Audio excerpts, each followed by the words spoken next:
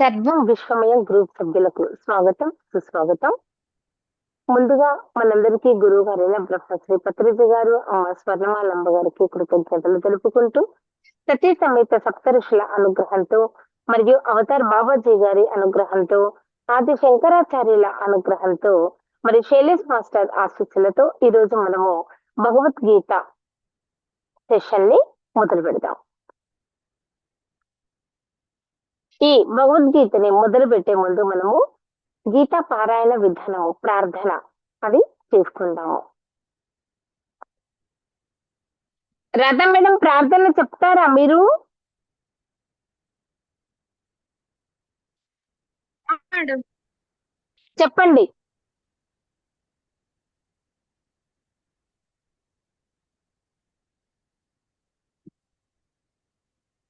Madam ప్రార్థన నా book లో లేదండి.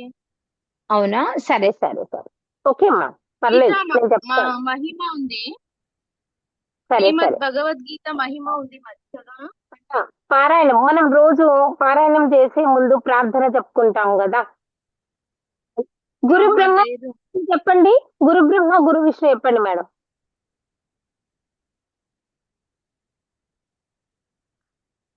బ్రహ్మా గురు విష్ణు దేవో మహేశ్వర గురు సాక్షాత్ పరబ్రహ్మ తస్మై శ్రీ గురవే నమః. మీ పేరండి, నేను చెప్తాను. గీతా సుగీతా కర్తవ్యా కిమన్యే శాస్త్ర విస్తరహి యా స్వయం పద్మనాభస్య ముఖ పద్మాద్వినిస్కృతాః భారతామృత సర్వస్వం విష్ణుర్వక్త్రాద్వినిస్కృతం గీతా గంగోదకం పిత్వా పునర్జన్మ న విద్యతే సర్వోపనిషదో గావో దోగ్ధా గోపాలనందనః పార్థో వత్స సుధీర్భుక్త దుగ్ధం గీతామృతం మహం ఏకం శాస్త్రం దేవకీ పుత్ర గీతం ఏకో దేవో దేవకీ పుత్ర ఏవ ఏకో మంత్రస్తస్య నామాని యాని కర్మాప్యకంతస్య దేవస్య సేవా. ఓం శాంతి శాంతి శాంతి. ఇప్పుడు మనము రోజు భగవద్గీతని మొదలు పెట్టే ఈ గీత పారాయణ విధానము, ప్రార్థనతో పాటుగా మనము భగవద్గీత అంటే ఏమిటి, ఎందుకు చదవాలి, అవునా, ఆ భగవద్గీత వలన వచ్చే క్వాలిటీస్ ఏంటి, అసలు బెస్ట్ క్వాలిటీస్ ఏంటి అని, మరి ఎలా చదవాలి, పారాయణం అంటే ఏమిటి అని కూడా మనము ఇవన్నీ చెప్పుకుంటూ ఉన్నాము. నిన్నటి దాంట్లో కూడా మనము భగవద్గీతను ఏ విధంగా స్వీకరించాలి, అసలు భగవద్గీత అంటే ఏమిటి అని కూడా మనము చెప్పుకున్నాము. అందులో భాగంగానే ఈ రోజు మనము భగవంతుడు ఎవరు అనే దాన్ని కొంచెం మనం రోజు కొద్దిగంత ఉపోద్ఘాతం చెప్పుకుంటున్నాం కదా, అది మనము కొంచెం మొదలు పెడతాం ఈరోజు.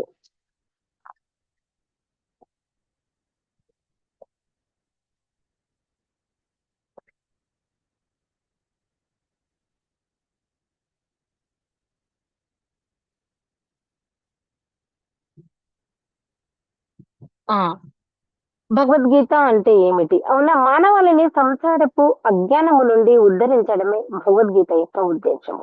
సంసారంలో మానవుడు కొట్టుమిట్టాడుతున్నాడు, ఏ విధంగా బయటపడాలి అనేది తెలియడం లేదు.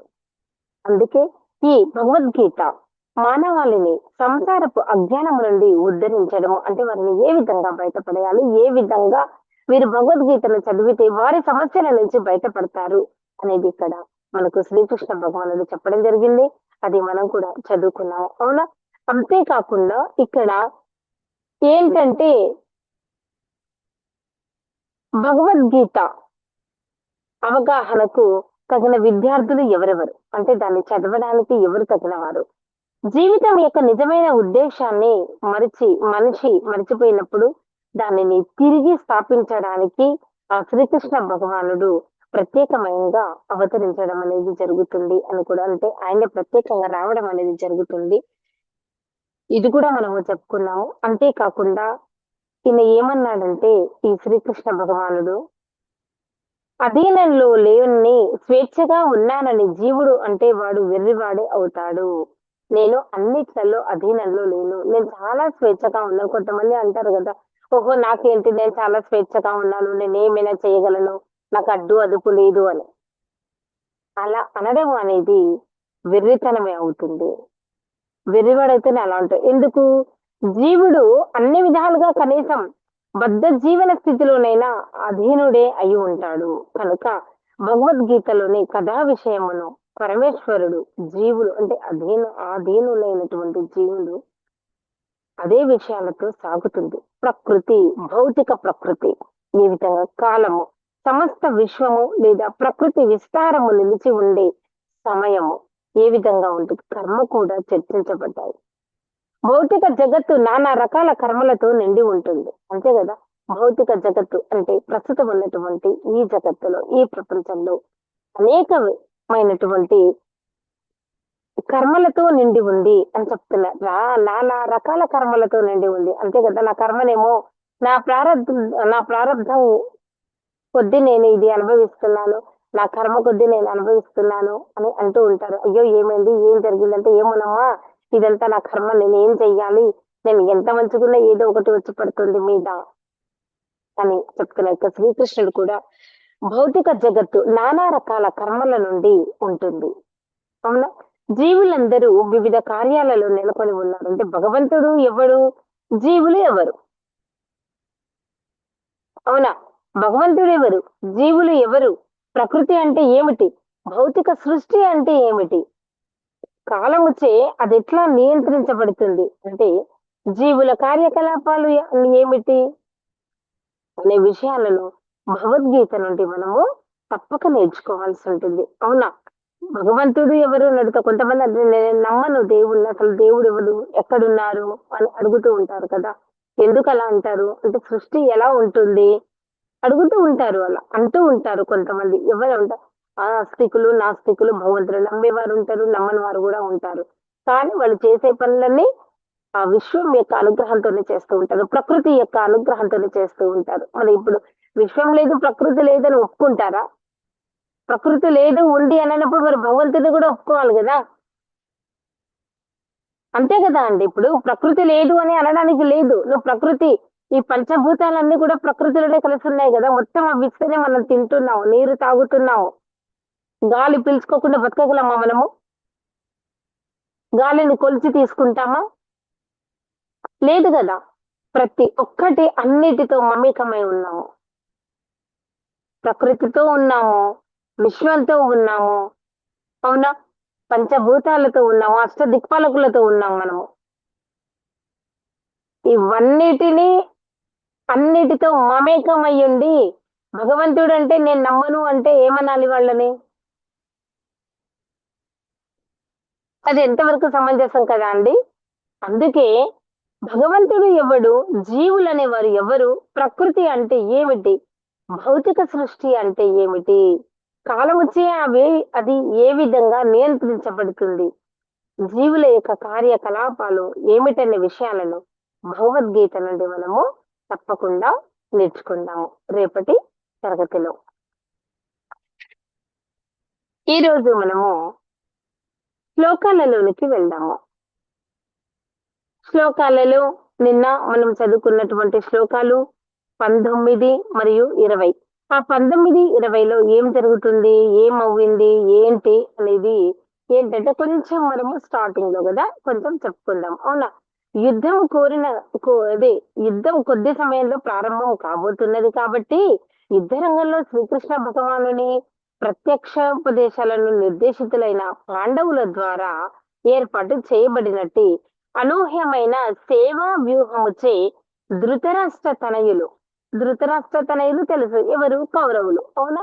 ఇక్కడ మనకు భీష్మ పితామహుడు చెప్తుంది అదే అనమాట. దుర్యోధనునికి ఇండైరెక్ట్ గా చెప్తున్నారు, నాయన ఇక్కడ మన వైపు అందరూ ఉన్నా గానీ పాండవుల పక్షంలో మాత్రము శ్రీకృష్ణ భగవానుడు ఉన్నాడు, కాబట్టి మనము గెలవడం అనేది జరగని పని. అది తెలిసి ఇండైరెక్ట్ గా చెప్తున్నాడు. ఇక్కడ ఇంతమంది ఉన్నా కానివ్వండి, అక్కడ కొద్ది మంది ఉన్నా కానివ్వండి, పాండవులదే విజయం కాబోతున్నది కాబోతున్నది అని చెప్తున్నాడు. అంతేగాని అవుతది అని కూడా మళ్ళీ చూడు ఇక్కడ సందిగ్ధంలో పెట్టాడనమాట. అలా మాట్లాడాడనమాట. అవునా, ఇక్కడ అదే చెప్పాడనమాట. ధృతరాష్ట్ర తనయులు దాదాపు పూర్తిగా నిరుత్సాహపడ్డారు. పై వాక్యం ఎవరు? ఆ భీష్మ పితామహుడు మాట్లాడినందుకు వాళ్ళు నిరుత్సాహం ద్వారా ఎంత నిరుత్సాహంగా ఉన్నారు అనేది వారు మాట్లాడిన మాటల ద్వారా అర్థమవుతుంది అనమాట. ఏ విధంగా ఇప్పుడు యుద్ధం ప్రారంభం అవ్వడానికి వాళ్ళందరూ ఆ ఏం చేస్తూ ఉంటారు చెప్పండి? ఆ అదే మనము చెప్పుకున్నాం కదా నిన్న. ఆయన కుంతి ఈయన ఎవరు శ్రీకృష్ణుడు వచ్చేసి ఆయన శంఖమును పూరించడము. అవునా, శ్రీకృష్ణుడు పూరించేటటువంటి శంఖం పేరు ఏంటని చెప్పుకున్నాం మనము. శ్రీకృష్ణ పాంచజన్యము. మరియు ఆ అర్జునుడు దేవదత్తం అనేటటువంటిది, భీముడేమో పౌండ్రం అనేటటువంటి శంఖములను వాళ్ళు పూరించడం జరిగింది అని కూడా మనము చెప్పుకున్నాం. ఈ విధంగా యుద్ధాన్ని ప్రారంభించే ముందు హనుమంతుడి యొక్క చిహ్నమైనటువంటి జెండా ఉంటుంది కదా, కపిధ్వజం. దాని ద్వారా ఆ యుద్ధానికి సన్నద్ధమైనట్టుగా, అంటే ఇంకంతా రెడీ అన్నట్టుగా వాళ్ళు శంఖాలతో సహా పూరించడం అనేది జరిగింది అన్నమాట. ఇదంతా కూడా మనము నిన్నటి తరగతిలో జరిగింది. ఏం అంతేకాకుండా ఎందుకంటే రామరావణుల యుద్ధంలో హనుమంతుడు శ్రీరామునికి సహాయం చేశాడు. అప్పుడు శ్రీరామునికే విజయం లభించింది. అర్థమైందా ఇప్పుడు? కపిధ్వజం అంటే ఆ జెండా ఇలా ఉన్నప్పుడు ఆ జెండా పైన హనుమంతుడి యొక్క గుర్తు ఉంటుంది కాషాయపు రంగులో. అవునా, హనుమంతుడి యొక్క గుర్తు పెట్టుకోవడానికి కారణం ఏంటి? శ్రీరాముడు రావణునికి మరియు శ్రీరామునికి యుద్ధం జరిగినప్పుడు హనుమంతుడి సహాయం చేయడం జరిగింది. వాళ్ళు విజయాన్ని సాధించారు కాబట్టి ఇక్కడ కూడా వారు ఈ కపిధ్వజం అనేటటువంటి ఆ జెండా హనుమంతుడు ఉన్నటువంటి ఆ ధ్వజమును వారు ఊపడం వల్ల, అంటే చిహ్నముగా ఉండడం అనేది జరిగిందనమాట. ఇక్కడ కూడా అలాగే ఇప్పుడు కూడా శ్రీరాముడు మరి హనుమంతుడు ఇద్దరు అర్జునుడికి సహాయంగా అతని రథంలో ఉన్నారు. ఎందుకు శ్రీరాముడు ఉన్నాడు అని అంటే ఇప్పుడు శ్రీకృష్ణుడే కదా శ్రీరాముని రూపం, అంతే కదా. అది అన్నమాట. అంటే మరి శ్రీరాముడు అంటున్నారు, ఇక్కడ శ్రీకృష్ణుడు కదా ఉన్నది. అర్జునునికి రథసారథిగా ఉన్నది ఎవరు? శ్రీకృష్ణుడు కదా అని అంటే అనుకోవచ్చు మీరు. శ్రీరాముడే శ్రీకృష్ణుడు. కాబట్టి ఇక్కడ హనుమంతుడు మరియు శ్రీరాముడు ఇద్దరు కూడా అర్జునునికి సహాయం చేయడం అనేది ఉంది అన్నమాట ఇక్కడ. అంటే శ్రీకృష్ణ భగవానుడు స్వయంగా శ్రీరాముడే కదా. అదే అన్నమాట. ఇప్పుడు మనము ఏం జరుగుతుంది అనేది చెప్పుకుందాము. మేడం అర్థమవుతుందా? అర్థమవుతుంది. హలో, అర్థమవుతుంది మేడం. అర్థమవుతుంది. Okay okay. నిన్నటి 19, 20 శ్లోకాలు ఒకసారి మీరు చదవగలరా? చెప్తానండి. చెప్పండి. ఆ కొంచెం గట్టిగా చెప్పండి. ఓకే. ఆ,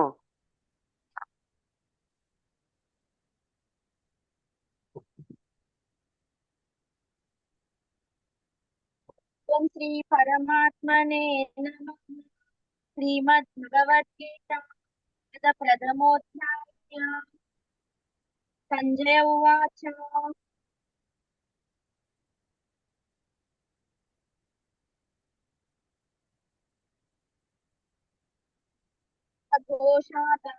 రాష్ట్రాణం మేడం కొంచెం హృదయాని. చెప్పండి, వినిపించట్లా రాధా మేడం.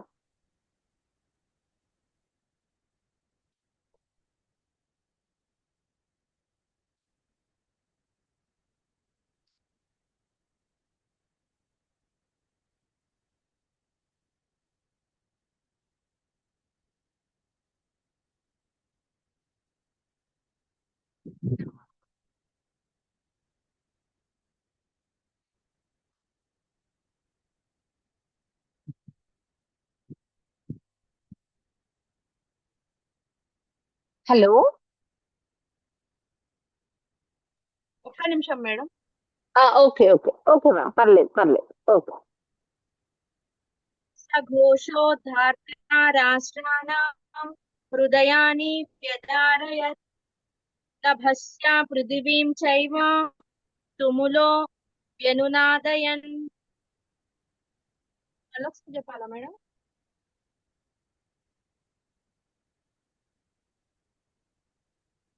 పాండవ పక్ష మహాయోధుల శంఖానినాదములకు భూమ ఆకాశములు దద్దరిల్లినవి. ఆ శంఖ ఆ శంఖారావములు దార్తరాష్ట్రుల హృదయములు కకావికలమయ్యెను. తద వ్యవస్థితాన్ దృష్ట్యా ధార్తా రాష్ట్రాన్ కపిధ్వజః ప్రవృత్తే శస్త్ర సంపాతే ధనురుద్యమ పాండవః.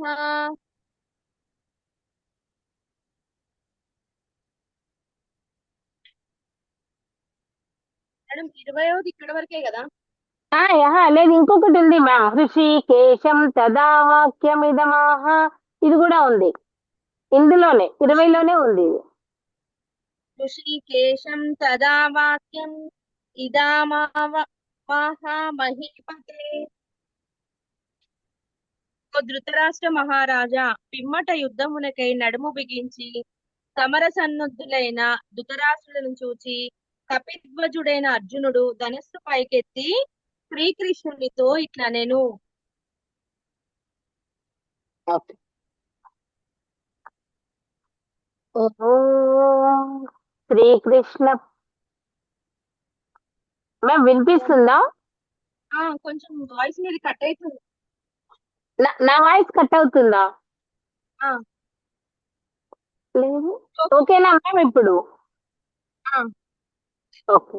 ఓం శ్రీకృష్ణ పరమాత్మనే నమః. శ్రీమద్భగవద్గీత అథ ప్రథమోऽధ్యాయः. అర్జున విషాదయోగः. అర్జున ఉవాచ సేనయోరుభయోర్मध्ये రథం స్థాపయమేచ్యుత. యావదేతాన్నిరీక్షేహం యోద్ధుకామానవస్థితాన్. కైర్మయా సహ యోద్ధవ్యం అస్మిన్ రణసముద్యమే. 21, 22 మేడం, ఇవి రెండు కలిపి ఒకే దగ్గర అన్నమాట. అర్జున ఉవాచ. అర్జునుడు ఈ విధంగా పలకడం అనేది జరిగింది. ఏమని? సేనయోరుభయోర్మధ్యే. అర్జున ఉవాచ అంటే అర్జునుడు పలికెను. సేనయోహో అంటే సేనల, ఉభయోహో రెండు, ఉభయులు అని అర్థం కదా. ఆ విధంగా ఉభయోహో అంటే రెండు, మధ్యే మధ్య అంటే రెండు సేనల మధ్య అని అర్థం అన్నమాట. అవునా? రథం రథమును, స్థాపయ నిలుపవలసింది, మే నా యొక్క, అచ్యుత ఓ ఓ చ్యుతి లేనివాడా. అవునా? అచ్యుత ఓ చ్యుతి లేనివాడా. యావదేతాన్నిరీక్షేహం యావత్ అంతవరకు, ఏతాన్ వీరినందరినీ నిరీక్షే చూడగలిగిన, నిరీక్షే చూడగలిగిన, హం అహం అంటే నేను, యోద్ధు కామాన్ యోద్ధు అంటే యోద్ధు కామాన్ యుద్ధము చేయగోరి, అవస్థితాన్ యుద్ధ రంగములో, అవస్థితాన్ అంటే యుద్ధ రంగములో అని అర్థం అన్నమాట. 3వ పాదం వచ్చి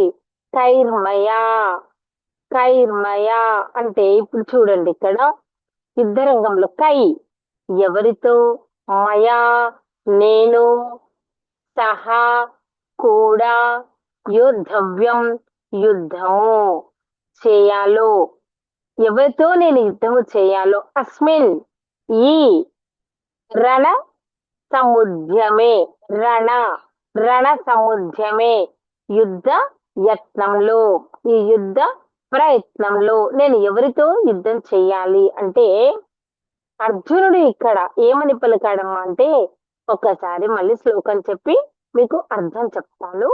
అర్జున ఉవాచ సేనయోరుభయోర్मध्ये రథం స్థాపయమేచ్యుత. యావదేతాన్నిరీక్షేహం యోద్ధుకామానవస్థితాన్. కైర్మయా సహ యోద్ధవ్యం అస్మిన్ రణముద్యమే అంటే అర్జునుడు పలికెను, ఓ అచ్యుత, దయచేసి 2 సేనల మధ్య నా రథమును నిలపవలసింది. యుద్ధం చేయడానికి వెళ్తున్నారు కదా, ఇక్కడ అర్జునుడు చెప్తున్నాడు. అచ్యుత అంటే శ్రీకృష్ణుడు కదా, రథసారథి అక్కడ. కాబట్టి ఓ అచ్యుత, ఓ కృష్ణ, దయచేసి అక్కడ ఉన్నటువంటి 2 సేనల మధ్య నా రథమును నిలపవలసింది. తద్వారా అంటే తద్వారా యుద్ధం చేయగోరి ఇచ్చట నిలిచిన వారిని, ఈ మహాసంగ్రామంలో నేను తలపడవలసిన వారిని చూడగలుగుతాను. యుద్ధంలో తలపడవలసిన వారిని అంటే ఎవరితో నేను యుద్ధం చేయవలనో ఇక్కడ నేను చూస్తాను. కాబట్టి తీసుకెళ్లిన రథమును మొదల నిలపండి అని అర్జునుడు శ్రీకృష్ణుడితో చెప్పడం జరిగింది. అర్థమైందా మేడం? అర్థమైందండి. అర్థమైందా? ఓకే, మరి ఇప్పుడు శ్లోకం చెప్పనా? చెప్పండి. అర్జున ఉవాచ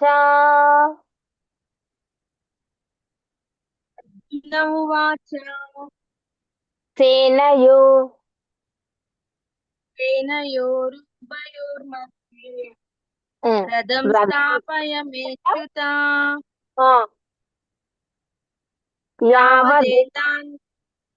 యావదేతాన్ నిరీక్షేహం యోద్ధుకామానవస్థితాన్ కైర్మయా సహ యోద్ధవ్యం అస్మిన్ రణసముద్యమే. Very good. దీని భావం చెప్పండి మేడం.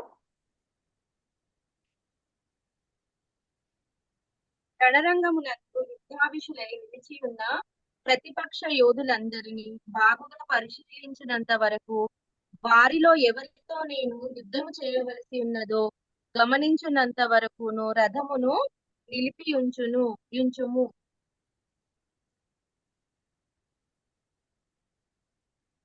Very good.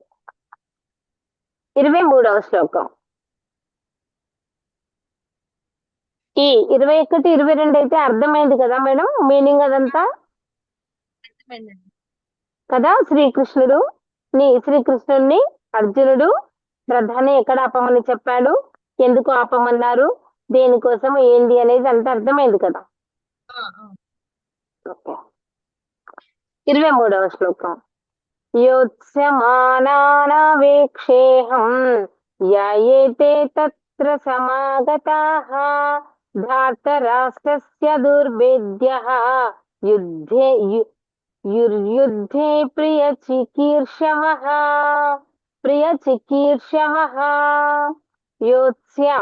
యోత్స్యమానాన్ అంటే యుద్ధం చేయబోయే వారిని, యోత్స్యమానాన్ యుద్ధం చేయబోయే వారిని, అవేక్షే చూస్తాను, అహం నేను, ఎవరైతే, ఏతే వారు, అత్ర అక్కడ, సమాగతాః సమకూడారు అంటే యుద్ధం చేయబోయే వారిని నేను చూస్తాను.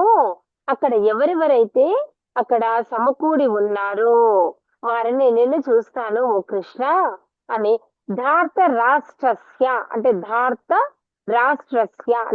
ధృతరాష్ట్ర తనయునికి, దుర్భేద్య అంటే దుష్ట బుద్ధి కలిగిన వాడు, ధృతరాష్ట్ర తనయునికి దుర్బుద్ధి కలిగిన వాడు, యుద్ధములో, ప్రియమును, చికీర్షవః చేగోర్చగోరి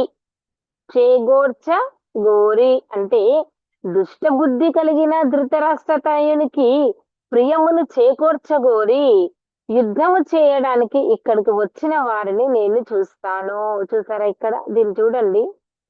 దుష్టబుద్ధి కలిగిన ధృతరాష్ట్ర తనయునికి, ధృతరాష్ట్ర తనయుడు ఎవరు ఇక్కడ? దుర్యోధనుడు. అవునా? ధృతరాష్ట్ర తనయుడు దుర్యోధనుడు అంటే ప్రియమును చేయగోరి, ప్రియము అని అంటే మంచి చేయగోర్చి, అంతే కదా, చేయగోర్చి యుద్ధము చేయడానికి ఇక్కడికి వచ్చిన వారిని నేను చూస్తాను. అంటే ఎవరైతే దుర్యోధనునికి సహాయం చేయడానికి వచ్చారో వారిని నేను చూస్తాను.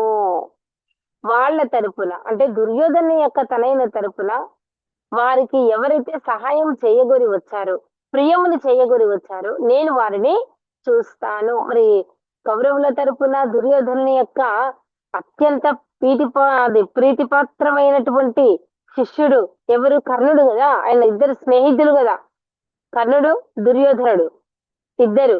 అందుకే ఇక్కడ అర్జునుడు అంటున్నాడు, ఈ ధృతరాష్ట్ర యొక్క తనయుని వైపు ఎవరైతే ప్రియమును మంచిని చేయగోరి వచ్చారో ఆ యుద్ధం చేయడానికి ఇక్కడ నేను వారిని చూస్తాను అని ఇక్కడ చెప్పడం జరిగింది. అర్జునుడు ఎవరితో చెప్పాడు? ఎవరితో మాట్లాడుతున్నాడు అర్జునుడు ఇక్కడ? మేడం, శ్రీకృష్ణుడితో. Very good. శ్రీకృష్ణుడితో అంటే ఇక్కడ శ్రీకృష్ణుడు అర్జునుడి మధ్య జరిగినటువంటిది. అర్జునుడు శ్రీకృష్ణుడికి ఇలా చెప్పడం అనేది జరిగిందనమాట. నేను యుద్ధం చేస్తాను, ఇక్కడ నిలబడి ఎవరు యుద్ధం చేస్తున్నారో నేను వాళ్ళందరినీ చూస్తాను అని చెప్పేసి చెప్తున్నాడు. అంటే ఇక్కడ చూడండి, ఒక చిన్న భాష్యంలో ఏమిచ్చాడంటే, తన తండ్రి అయిన ధృతరాష్ట్ర సహాయంతో దృష్ట ప్రణాళికల ద్వారా పాండవుల రాజ్యాన్ని దుర్యోధనుడు అన్యాయంగా ఆక్రమించుకోవాలని చూశాడనేది బహిరంగ రహస్యం. ఇది అందరికీ తెలిసినటువంటి విషయమే, అంతే కదా. వాళ్ళకి కనీసం 5 ఊళ్ళు కూడా ఇవ్వాలని చెప్పే, అవునా? అంటే కానీ ఇక్కడ దుర్యోధనుని పక్షంలో చేరిన వారందరూ అతని కోవకు చెందిన వారే అయి ఉంటారు. కాబట్టి యుద్ధం ప్రారంభం కావడానికి ముందు నేను అర్జునుడు వారిని రణరంగంలో చూడాలనుకున్నది వారెవరా అని తెలుసుకోవడానికి అని ఇక్కడ శాంతి మంతనాలు చేసే ఉద్దేశంతో కాదు. ఎలాంటి ప్రశాంతత కోసం, శాంతిగా అంటే సంధి జరపడం కోసం. సంధి అయితే జరిగే సమస్య లేదు, యుద్ధం ఇంత దూరం వచ్చింది కాబట్టి యుద్ధమే. కాబట్టి ఎవరు ఈ కౌరవుల తరపున ఈ ధృతరాష్ట్ర కుమారుల తరపున వచ్చారో వారిని నేను చూస్తాను అని చెప్తున్నాను.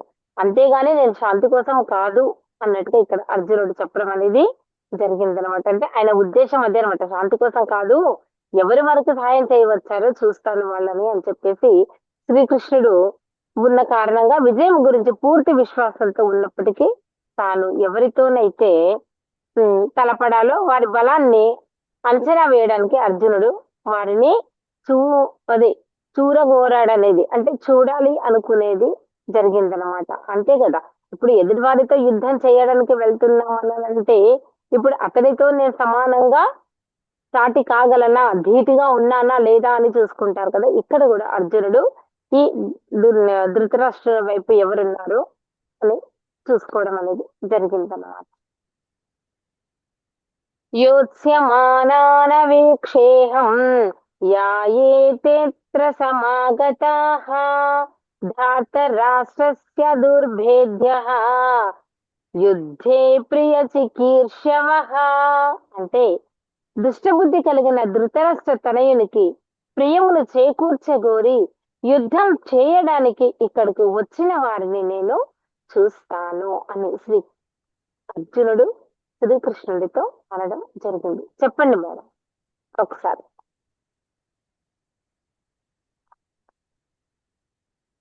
చెప్పమంటారా? ఒకసారి చెప్తారా? ట్రై చేస్తా. ట్రై చేయండి.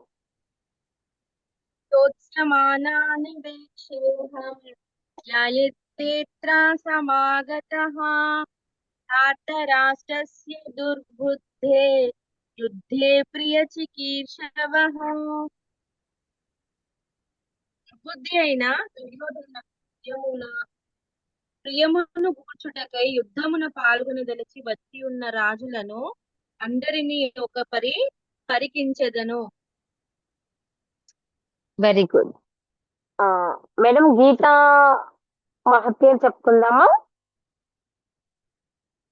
23 అయింది కదా, 24 చెప్పనా? 23 అయిపోయింది మ్యామ్. అయితే రేపు 24, 25 చెప్పుకుందాం. ఎందుకంటే చెప్పుకున్న రెండైనా మనం అర్థవంతంగా చెప్పుకుందాం మెల్లగా. ఎందుకంటే అర్థమయ్యే విధంగా ఫాస్ట్ గా వెళ్ళి ఏం అర్థం కాకుండా అంటే కష్టం కదా. అట్లా ఎందుకు, అది చెప్పుకునేది ఏదో ఆ భగవంతుని అనుగ్రహంతోని 2 చదువుకున్నా, 1 చదువుకున్నా, సగం చదువుకున్నా సరే మనకి గీతా మహత్యాలు చెప్తున్నారు కదా. ఆ గీత పారాయణ మొత్తం పుస్తకాన్ని అంటే ఆ గీతని మొత్తం కాకపోయినా 2 శ్లోకాలు, 3 శ్లోకాలు, 4 శ్లోకాలు, 5, 6, 7 లేదా సగం శ్లోకం చదువుకున్నా గానీ చంద్రయానంలో ఉంటారని చెప్పేసి ఆ భగవంతుడు ఎంత బాగా వివరించడం అనేది జరిగింది. గీతా మహత్యం మీరు ఎంతవరకు చదువుతారో మీరు చెప్పండి మ్యామ్. అక్కడి నుంచి నేను కంటిన్యూ చేస్తాను మీకు. సరేనా? 8th వరకు చదువుతానండి. ఏంటండి? 8th వరకు చదువుతా గీతా మహాత్యం. ఎయిత్ వరకు చదువుతారా? ఆ, ఆ సరే చదవండి, మిగతా నేను చదివేస్తాను కానీ. ఓం శ్రీ పరమాత్మనే నమః. శ్రీ గీతా మహత్యం. ధరోవాచ భగవాన్ పరమేశాన భక్తిరవ్యభిచారిణి ప్రారబ్ధం భుజ్యమానస్య కథం భవతి హే ప్రభో. శ్రీ విష్ణురువాచ ప్రారబ్ధం భుజ్యమానోపి గీతభ్యాసరతత్సదా స ముక్తః స సుఖీ లోకే కర్మాన్ నోపలిప్యతే మహాపాపాది పాపాని గీతాధ్యానం కరోతి చేత్ క్వచిత్ స్పర్శం న కుర్వంతి నళినీదళమంభసా. గీతాయ పుస్తకం యత్ర యత్ర పాఠః ప్రవర్తతే తత్ర సర్వాణి తీర్థాని ప్రయాగాదీని తత్ర వై. సర్వే దేవఋషయే యోగినా పన్నగాశ్రయః గోపాల గోపికా వాపి నారదోద్ధావ పార్శ్వధై సహయో జాయతే శీఘ్రం యత్ర గీతా ప్రవర్తతే. యత్ర గీతా విచారస్య పఠనం పాఠనం శ్రుతం తత్రాహం నిశ్చితం పృథ్వీ వసామి సదైవ గీతాశ్రయేహం తిష్యామి గీతమే చోత్తమం గృహం. గీతజ్ఞానముపాశ్రిత్య త్రీనో లోకాన్ పాలయమామ్యహం. గీతమే పరమా విద్య బ్రహ్మరూపా న సంశయః. అర్థమాత్రాక్షరా నిత్య స్వనిర్వాచ్య పదాత్మికా. చిదానందేన కృష్ణేన ప్రోక్తా స్వముఖతోర్జునం వేదత్రయీ పరానంద తత్వార్థ జ్ఞానమంజస. సచ్చిదానంద స్వరూపుడవు శ్రీకృష్ణ పరమాత్మచే ఈ గీత స్వయముగా అర్జునులకు చెప్పబడినటువంటిది. ఇది 3 వేదముల సారము, పరమానంద స్వరూపము. అవునా, తను ఆశ్రయించిన వారికి ఇది శీఘ్రముగా తత్వజ్ఞానమును కలగజేయును అని ఇక్కడ చెప్పడం జరిగింది ఆ శ్రీకృష్ణ పరమాత్ముడు. యోష్టాదశ జపెన్ నిత్యం నరో నిశ్చల మానసః జ్ఞాన సిద్ధిం లభతే తతో యాతి పరం పదం. ఏ నరుడు నిశ్చల చిత్తుడై గీత 18 అధ్యాయములను అంటే ఈ 18 అధ్యాయములను నిత్యము పారాయణము చేయుచుండునో అతడు జ్ఞాన సిద్ధిని పొందుతాడు. తద్వారా పరమాత్మ పదములు అంటే మోక్షమును పొందగలడు అని చెప్తున్నాడన్నమాట. పాఠే సమర్థ సంపూర్ణే తదర్థం పాఠమాచరేత్ తథా గోదానజం పుణ్యం లభతే నాత్ర సంశయః. గీతను మొత్తం చదవలేని వారు అందని సగము భాగమైనను పఠించవలెను. ఆ విధంగా చేసినచో వారికి గోదానము వలన కలుగు పుణ్యము లభించును. ఈ విధముగా ఈ విషయమున ఎలాంటి సందేహము లేదు. త్రిభాగం పఠమానంతు గంగా స్నాన ఫలం లభేత్. షడంశం జపమానస్తు సోమయాగ ఫలం భవేత్. గీత యొక్క 3వ భాగము అంటే 6 అధ్యాయములు కదా. అందులో 6 అధ్యాయంలో 1వ 3 1/3 అనంటే ఇప్పుడు 18 అధ్యాయాలలో 6 అనంటే ఎన్ని? ఇప్పుడు 12 కాదు కదా, 6. 6 అంటే 6లో మళ్ళీ సగం. అవునా? 6లో మళ్ళీ సగం అంటే 3. పారాయణము అలా ఎవరైతే 3వ భాగము పారాయణం అనర్చి వారికి, అలా పారాయణము చేసిన వారికి గంగా స్నానము వలన కలుగు ఫలితము కలుగుతుంది అని చెప్తున్నారు. ఒకవేళ 6 అంటే 6 అధ్యాయాలు చదివితే ఆ 6 అధ్యాయాలు చదివిన వారికి సోమయాగ ఫలితము లభిస్తుంది అని చెప్పారన్నమాట. ఏకదాధ్యాయం తు ఏ నిత్యం పఠతే భక్తి సంయుతః రుద్రలోకమాప్నోతి గణో భూత్వా వసేచ్చిరం.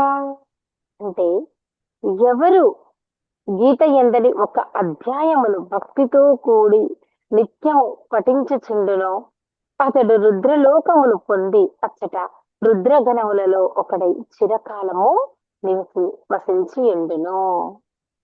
అద్యయా శ్లోకపాదం వా నిత్యం యః పఠేథే నరః సయాతి నరతాం ద్యావా మునుకాలం వసుంధరే. ఓ భూదేవి, వసుంధరే, భూదేవి, ఎవరు ఒక అధ్యాయం అందలి 4వ భాగమును నిత్యము పారాయణము చేయును అతడు ఒక మన్వంతర కాలము ఉత్కృష్టమగు మానవ జన్మను పొందును. గీతాయః శ్లోకదశకం సప్తపంచచతుష్టయం ధౌత్రినేకం తదర్థం వా శ్లోకానాం యః పఠేన్నరః చంద్రలోకమవాప్నోతి వర్షాణమయుతం ధ్రువం గీతా పాఠ సమాయుక్తో మృతో మానుషతాం వ్రజేత్. గీత ఎందలి 10 శ్లోకములు కాని, లేక 7 కాని, 5 కాని, 4 కాని, 3 కాని, 2 కాని, 1 కాని, కనీసం చివరికి అర్ధ శ్లోకము గాని ఎవరు పఠించునో అతడు చంద్రలోకమును పొంది అతట 10,000 సంవత్సరములు సుఖముగా నుండును. చూసారా? గీత మొత్తం కాదు, పుస్తకము కాదు, ఒక అధ్యాయం కాదు, 2 అధ్యాయాలు కాదు, ఒక శ్లోకము కానీ, లేదా 10 శ్లోకాలు కానీ, 5 శ్లోకాలు కానీ, 4 శ్లోకాలు కానీ, 3 కానీ, 2 కానీ, 1 కానీ, అది కూడా కాని పక్షంలో అర్థం అంటే అర్ధ శ్లోకం అంటే సగం శ్లోకాన్ని అయినా చదివినా కానీ అతడు చంద్రలోకమును పొంది అచట 10,000 సంవత్సరములు సుఖముగా నుండునట. అంటే దీన్ని బట్టి చూస్తే మన జనాలకి, మన ప్రజలు అంటే ప్రస్తుతం ఉన్నటువంటి ఈ భౌతిక స్థితిలో 2 అక్షరాలని సగం కూడా చదవడానికి సమయం లేదనమాట. అంత క్లియర్ గా చెప్పారు ఇక్కడ మహత్యంలో భగవంతుడు. అన్ని శ్లోకాలు కాదు, అర్ధ శ్లోకం అన్నా చదవండి అమ్మా అని.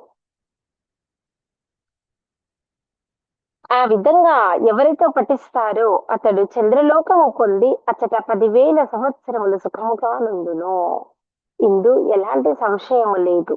మరియు గీతను పఠించుచు ఎవరైతే మరణించునో అతడు ఉత్తమము మానవ జన్మములో పొందును అని ఇక్కడ చెప్పడము జరిగిందనమాట. అంతేకాకుండా గీతాభ్యాసం పునః కృత్వా లభతే ముక్తిముత్తమాం గీతేత్యుచ్చార సంయుక్తో మ్రియామామో గతిం లభేత్. అట్లాతడు మానవుడే జన్మించి గీతాభ్యాసమును మరల మరల గావించుచు ఉత్తమమగు మోక్షమును పొందును. ఎవరైతే గీత గీత అని ఉచ్చరించుచు ప్రాణములను విడుచువాడు సద్గతిని పొందును అని చెప్తున్నారు ఇక్కడ. గీతార్థ శ్రవణాసక్తో మహాపాపయుతోపి వా వైకుంఠం సమవాప్నోతి విష్ణునా సహ మోదతే. పాపాత్ముడైనను గీతార్థమును వినుట ఎందు ఆసక్తి కలవాడైనచో వైకుంఠమును పొంది అతడు విష్ణువుతో సహా ఆనందము అనుభవించుచుండును. ఆహా! ఏమి భాగ్యము ఈ మానవులది. నిజంగా చూడండి ఇక్కడ ఏమంటున్నాడు. ఎంతటి మహాపాపాత్ముడైనా గీత అర్థమును వినిన చదవడం కాదండి. విన్నా కానీ అతను వైకుంఠము పొంది అక్కడ శ్రీకృష్ణుడితో సహా ఆనందము అనుభవిస్తాడట. ఏమి భాగ్యము కదా మానవులది మనది. కానీ ఎంతమంది దీనిని అంటే వింటున్నారు, చదువుతున్నారు, పఠిస్తున్నారు. కనీసం విన్నందుకు, సగము శ్లోకం చదివినందుకు కూడా పుణ్యమే వస్తుంది. పాపాత్ముడు విన్నందుకు వస్తుంది అని అంటున్నారు ఇక్కడ. పాపాత్ముడు వింటే వైకుంఠంలో శ్రీకృష్ణుడి దగ్గర ఉంటాడట. ఇంకా ఇంతకంటే ఎక్కువ భాగ్యం ఏముంది చెప్పండి. గీతార్థం ధ్యాయతే నిత్యం కృత్వా కర్మాణి భూరిశః జీవన్ముక్త విజ్ఞేయో దేహంతే పరమం పదం. ఎవరు గీతార్థమును చింతన చేయుచుండునో అతడు అనేక కర్మలను ఆచరించినను జీవన్ముక్తుడే అని చెప్పబడింది. మరియు దేహ పతనానంతరం అతడు పరమాత్మ పదమును పొందును. గీతామాశ్రిత్య బహవో భూభుజో జనకాదయః నిర్ధూత కల్మషాలోకే గీతాయాతః పరమం పదం. ఈ ప్రపంచమున గీతను ఆశ్రయించి జనకాదులకు రాజులనేకులు పాపరహితులై పరమాత్మ పదమును పొందగలిగిరి. గీతయాః పఠనం కృత్వా మాహత్యం నైవ యః పఠేత్ వృథా పాఠో భవేత్ తస్య శ్రమ ఏవ హృదహృతః. గీతను పఠించి ఆ పిదప అంటే గీతను చదివిన తర్వాత పఠించిన తర్వాత మాహాత్మ్యం అనేది ఎవరైతే పఠింపకుండునో అతని పారాయణము అంటే తగిన ఫలము నివ్వక వ్యర్థమే యగును. గీతా పారాయణము తదుపరి అనంతరము ఈ గీతా మహత్యములో తప్పకుండా పారాయణం చేయాలి. అది గీతా మహత్యము చదవనిచో చేయనిచో ఇంతవరకు మనము చదువుకున్నటువంటి గీత వ్యర్థమును. కావున అట్టివాని గీతా పఠనము శ్రమ మాత్రమే అని చెప్పబడినది. హరే కృష్ణ. మేడం అర్థమైందమ్మా? అర్థమైందండి. Okay madam. సెషన్ ని వెళ్ళి చేసుకుందామా మనము? ఓకే అండి. హరే రామ హరే కృష్ణ కృష్ణ కృష్ణ హరే హరే హరే కృష్ణ హరే రామ రామ రామ హరే హరే. హరే కృష్ణ. మేడం.